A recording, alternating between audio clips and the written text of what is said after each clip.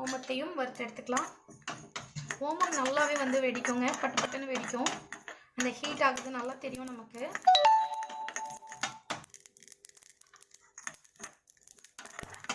பாருங்க. Okay, done. இதுவும் நல்லா வந்து பொரிஞ்சிருச்சு. ஸோ பொரிஞ்ச உடனே இதையும் நம்ம மிக்ஸி ஜாரில் கொட்டிடலாம்.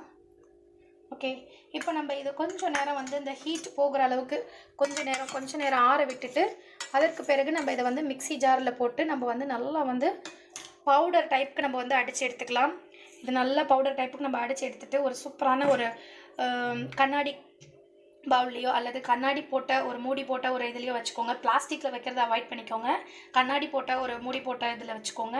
வச்சுட்டு நீங்கள் தினமும் இதை யூஸ் பண்ணுங்கள். கண்டிப்பாக நல்ல ஒரு ரிசல்ட் கிடைக்கும்.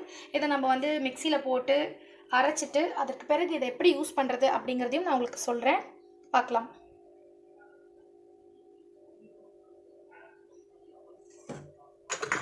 ஓகே ஃப்ரெண்ட்ஸ், நம்ம வந்து அரைச்சி எடுத்துட்டோம்.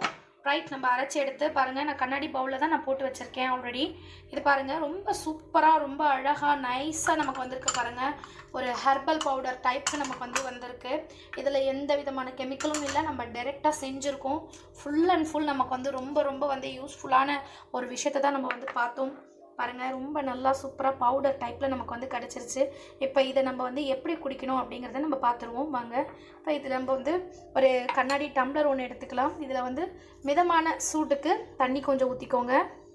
மிதமான சூடு இருந்தால் போதுமானது. ரொம்ப சூடும் தேவையில்லை, ஒரு மிதமான சூடு இருந்தால் போதும். இந்த தண்ணி நம்ம இதில் எடுத்துக்கலாம். எடுத்துகிட்டு இதிலேருந்து 1 டீஸ்பூன் அளவுக்கு நீங்கள் வந்து யூஸ் பண்ணுங்கள். ஒரே 1 டீஸ்பூன் அளவுக்கு போதுமானது, ரொம்ப அதிகமாக தேவையில்லை. 1 டீஸ்பூன் போட்டுக்கோங்க. 1 டீஸ்பூன் அளவுக்கு போட்டுட்டு நல்லா மிக்ஸ் பண்ணிக்கோங்க. அந்த சூடு ஆறுறதுக்குள்ளே நல்லா குடிச்சிடலாம். இதை நம்ம காலையில் வெறும் வயிற்றில் காலையில் எழுந்திரிச்சு டீ காஃபி இதெல்லாம் நம்ம குடிப்போம் இல்லைங்களா, அதற்கு முன்னாடியே வந்து இதை நம்ம குடிச்சிடணும். காலையில் வெறும் வயிற்றில் இதை குடிக்கணும்.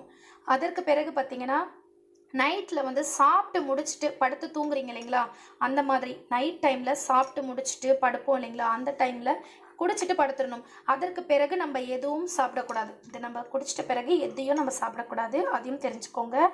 இது கண்டினியூஸாக நீங்கள் செஞ்சுட்டு வந்தீங்கன்னா வித்தின் 20 டேஸில் உங்களுக்கு நல்ல சூப்பரான ரிசல்ட் கண்டிப்பாக கிடைக்கும். கண்டிப்பாக நீங்கள் எல்லோரும் வந்து இந்த வீடியோ பிடிச்சிருந்ததுன்னா மற்ற உங்களுடைய ஃப்ரெண்ட்ஸ்க்கும் ஷேர் பண்ணுங்கள். நம்மளுடைய சேனலை சப்ஸ்கிரைப் பண்ணுங்கள், லைக் பண்ணுங்கள், பெல் பட்டனை கிளிக் பண்ணுங்கள், கமெண்ட் பண்ண மறந்துடாதீங்க. இதே போல் சூப்பரான நெக்ஸ்ட் ஒரு வீடியோவில் நான் வந்து சந்திக்கிறேன்.